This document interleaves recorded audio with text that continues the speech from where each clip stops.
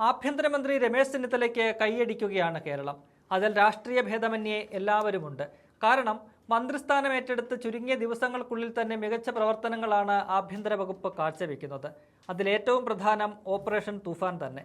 സംസ്ഥാന വ്യാപകമായി നടക്കുന്ന റെയ്ഡിൽ മയക്കുമരുന്ന് മാഫിയയുടെ വേരിറക്കുകയാണ് പോലീസ്. കൂടാതെ ഗുണ്ടകളെ പിടികൂടുന്നതിലും പോലീസ് ശുഷ്കാന്തി കാട്ടുന്നുണ്ട്.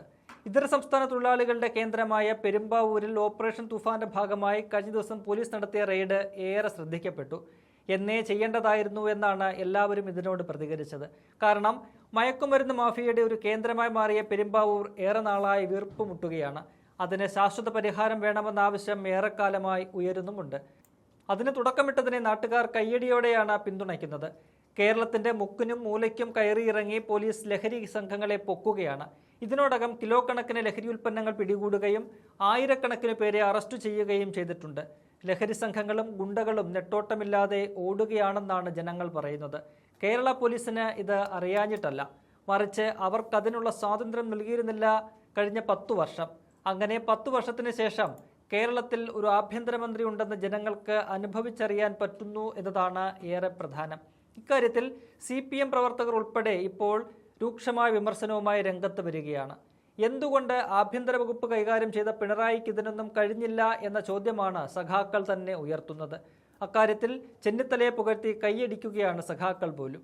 കമ്മ്യൂണിസ്റ്റുകാരനെന്ന് പരിചയപ്പെടുത്തിയ ഒരാൾ ഫേസ്ബുക്കിൽ പോസ്റ്റ് ചെയ്ത വീഡിയോ ഇപ്പോൾ വൈറലായിരിക്കുകയാണ്.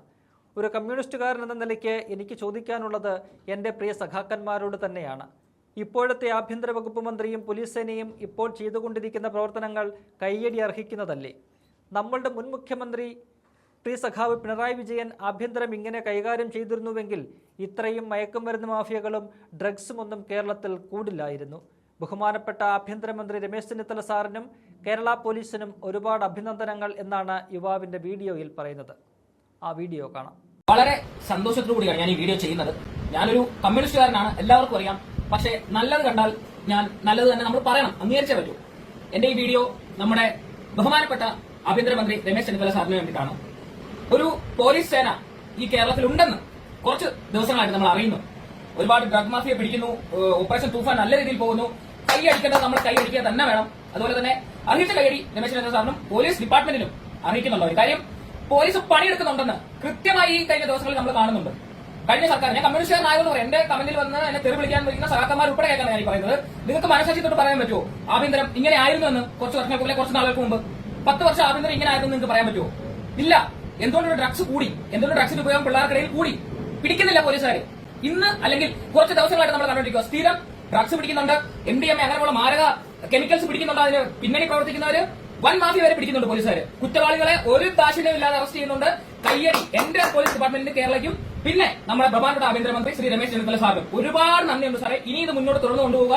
വളരെ സന്തോഷത്തോടുകൂടിയാണ് ഞാൻ ഈ പറയുന്നത്. ഞാൻ എടുത്തു പറയുന്ന ഒരു കമ്മ്യൂണിസ്റ്റുകാരാണ്, പക്ഷെ നല്ലത് കണ്ടാൽ നല്ലത് എന്ന് തന്നെ പറയണം.